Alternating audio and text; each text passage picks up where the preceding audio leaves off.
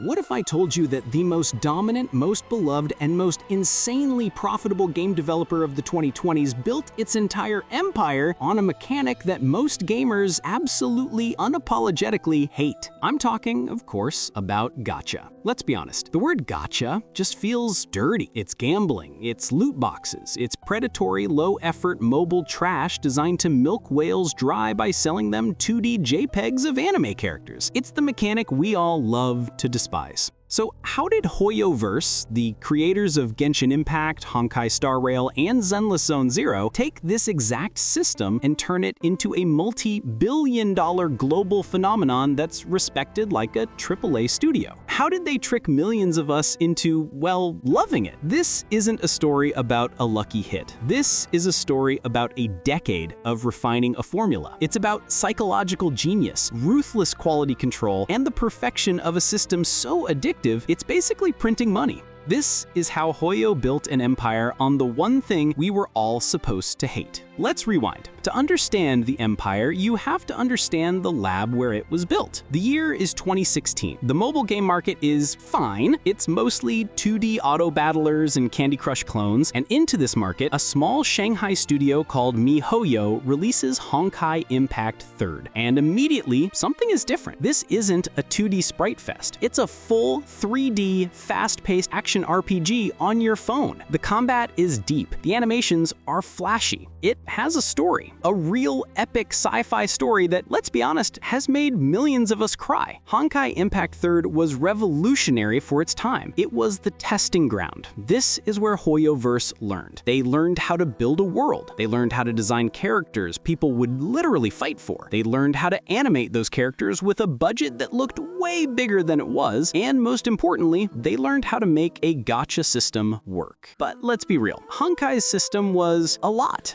It was a classic gacha. Multiple banners, complex upgrade paths, a clear power creep. It was successful, wildly successful in its niche. It built them a dedicated fanbase and, crucially, a massive war chest. And with that money, they didn't just make Honkai 4, they took the lessons they learned and aimed them at the entire world. They decided to stop making a gacha game and start making an A3A masterpiece that just happened to be funded by gacha.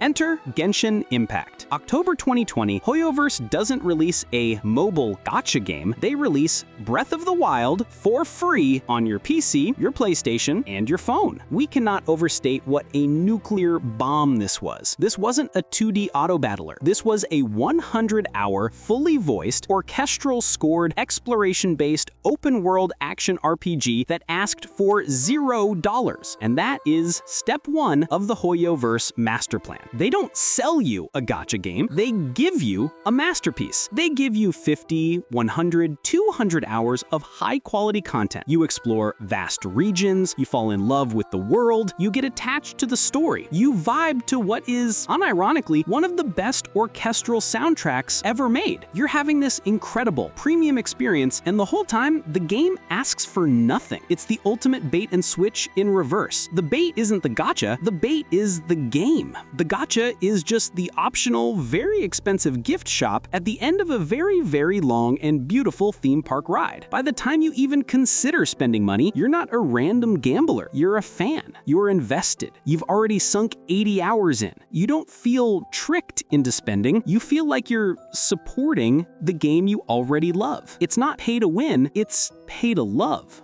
Okay, so they have the perfect wrapper, a high-quality game that feels premium, but the core is still a slot machine, right? You're still just pulling a lever and praying. This is where most gachas fail. You pull, you get nothing, you get frustrated, you quit. So how do you make a slot machine not feel like a slot machine? You rig it in the player's favor. Enter the pity system. This is without question the single greatest innovation in gacha history. Here's how it works. In a normal predatory gacha, your chance of getting a 5-star character, let's say, is 1%. That means every single pull is a 1% chance. You could pull 500 times and get nothing. That's just bad math. It is awful. HoYoverse looked at this and said, no, that's bad for business. In their games, Genshin and Star Rail, the base rate for a 5-star character is 0.6%. That sounds worse, right? But here's the trick. You are guaranteed a 5-star character within 90 pulls. This is hard pity, but that's not even the real genius. The real genius is soft pity. While the Genshin team has never officially confirmed the exact numbers, the community has reverse engineered it and the data is clear. Starting at pull 74, your chance of getting that 5-star dramatically increases with every single pull. It's not 0.6% anymore, it's 6%, then 12, then 20, until it hits 100% at 90. Honkai Star Rail is even more transparent about this. What does this do psychologically? It completely rewires your brain. You are no longer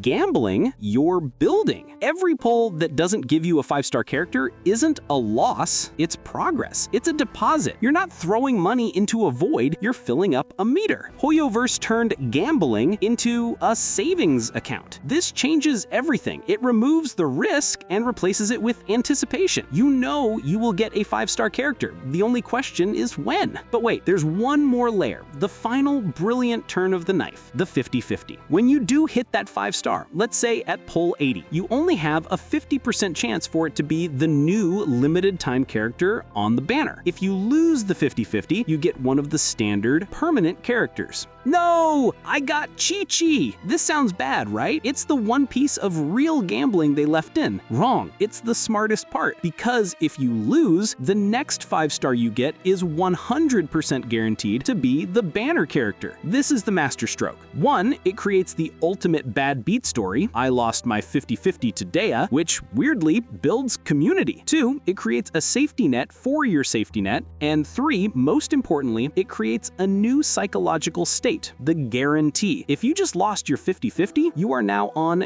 guarantee. You know with absolute certainty that the next 5-star you pull will be the one you want. The game is no longer asking you to gamble. It's offering you a pre-order. You see that new Archon or that new Stellaron Hunter coming in 3 weeks? You have a guarantee. You just need to save up 80 pulls. It's not a chance. It's a goal. It's predictable. It's fair. And fair is the last word you'd ever use to describe a gacha game. But Hoyo did it. So they have the perfect trap, a high-quality game to lure you in, and a fair gacha system that makes you feel safe spending money. But a perfect trap is useless if the bait sucks. How does HoYoverse make you need a character so badly you'd open your wallet for that guarantee? They don't just sell you a character, they sell you a story. This is the HoYoverse's character-first pipeline, and by 2025, they are the undisputed masters. Step 1, the lore. You don't just see a new character in a shop, you meet them. You spend 10, 15, 20 hours questing with them. You're not just told the Raiden Shogun is a complicated, isolated god, you live it. You fight her, you challenge her ideals, you see her trauma. You're not just told Farina is a dramatic, tragic figure, you spend the entire Fontaine Archon quest watching her 500-year-long performance, her breakdown, and her ultimate sacrifice. By the time their banner drops, you don't just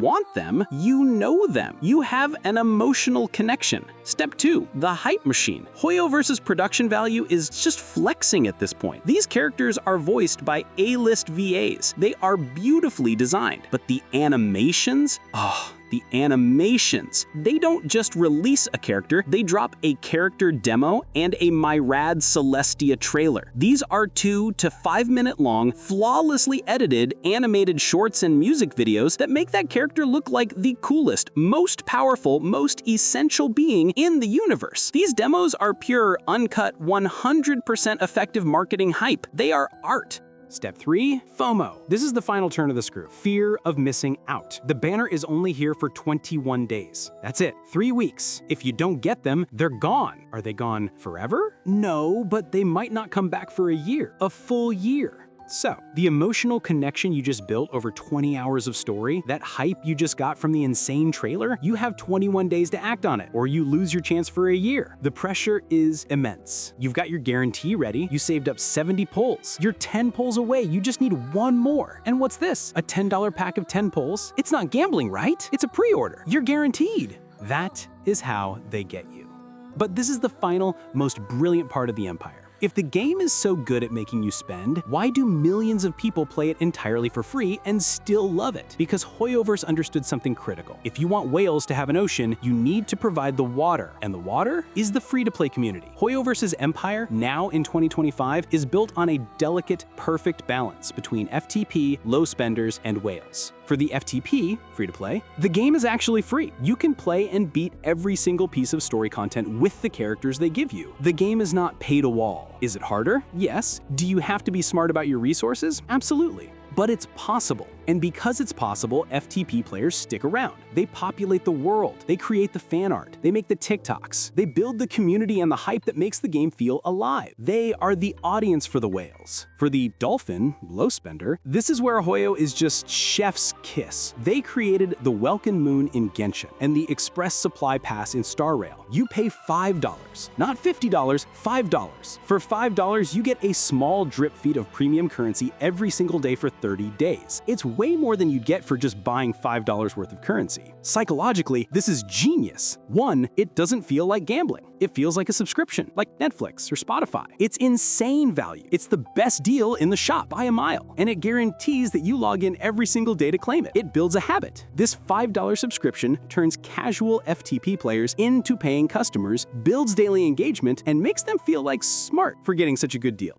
For the whale, high spender, so what's left for the whales to buy then, if FTP can beat the game and low spenders get the best deals? Power and flex. This is the Constellation and Eidolon system. You got your new 5-star character? Awesome. But you can get them again and again up to 6 more times. Each time you get a duplicate, they get stronger. This is expensive. This is where the real gambling is. Getting one Raiden Shogun might cost you $100 if you're unlucky. Getting 7 of her? That could cost thousands. But here's the trick. This power is almost entirely unnecessary. You don't need a C6 character to beat the game. You just need them to hit bigger numbers, to show off in co-op, to post a 1 million damage screenshot on Reddit. HoYoverse has successfully isolated the most predatory part of their system and sold it exclusively to the 1% of players who actually want it, without ruining the game for the 99% who don't. The whales get to feel like gods, the FTP players get to play a massive, beautiful game for free, and the low spenders get to feel like savvy subscribers. This is the HoYoverse empire of 2025. Honkai Impact 3 was the lab. Genshin Impact was the global conquest. Honkai Star Rail was the refinement, proving the formula worked even better as a turn-based game, making $1 billion in its first year. And Zenless Zone Zero was the final proof. They can do it again in a new genre and dominate. They aren't just a game company anymore, they're an IP printing machine. They are the new Marvel, but for gamers. They have a HoYoverse of interconnected concepts and a rabid, dedicated fan base that will follow them from game to game to game. So how did HoYoverse build an empire on Gacha? They did the impossible. They tricked us into liking Gacha by making it good. They wrapped a predatory system in an unparalleled premium AAA quality package. They redesigned the psychology of gambling to make it feel like a fair savings plan. They mastered the art of selling emotion and story, not just stats. And they built a perfect ecosystem where everyone, from the FTP player to the multi-$1,000 whale, feels like they are the one getting the best deal. HoYoverse isn't just using the Gacha model, they have perfected it. They created Gacha 2.0. And as long as the games stay this good, the money is never gonna stop. So let me know in the comments, are they geniuses or are they just the smartest predators in the game? And be honest, how much pity have you built up right now? If you're enjoying this deep dive into the Hoyo secrets, make sure to hit that subscribe button. We have a lot more to uncover.